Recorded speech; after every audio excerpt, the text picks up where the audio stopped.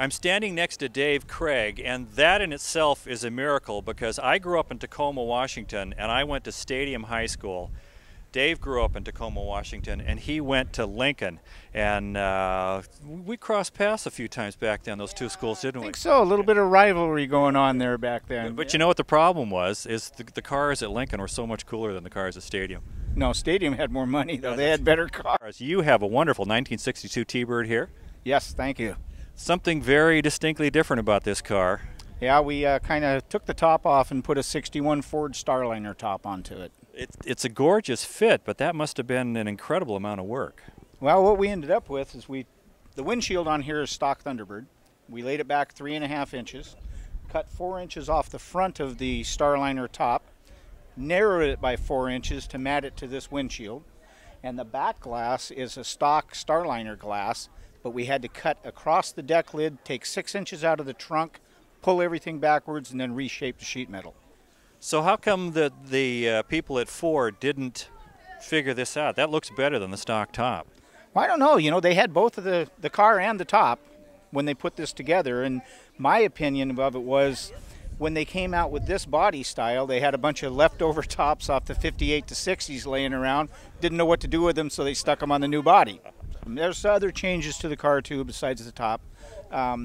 The tail lights, for example, the centers of the tail lights are 59 Buicks. The outer rings are Thunderbird. The backup lights are 1956 Oldsmobile. The license plate in the back has been Frenched in. The door handles have been shaven off. The antenna has been Frenched. The grill we made out of 112 valve stem cover, and we also put those into the hood scoop on the front. And then, of course, the paint's totally different. How long did this take to put together? Well, the car started out to be my wife's daily driver.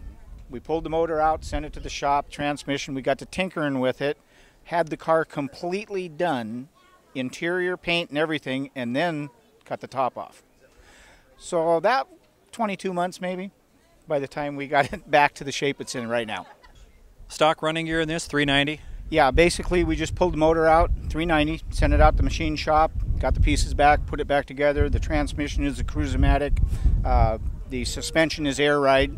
That's really the only change from stock that's on here. All we did was dressed up the motor engine compartment.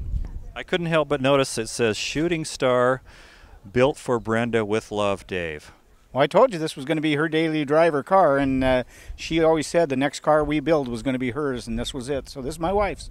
What kind of reaction do you get when you're going down the road of this? I mean, no doubt thumbs up, but do you get a lot more chins hanging wide open? Yeah, a lot of people don't. A lot of people look at it and realize it's a Thunderbird, but know something is different, but they don't really know exactly what. Other people look at it and don't know what it is. Some people ask me if it's a concept car, and I've had a lot of George Jetson comments about the car. So. Have you had a lot of people say, oh, I had one just exactly like it? Oh, yeah, except it was brown. It was a four-door. Yeah.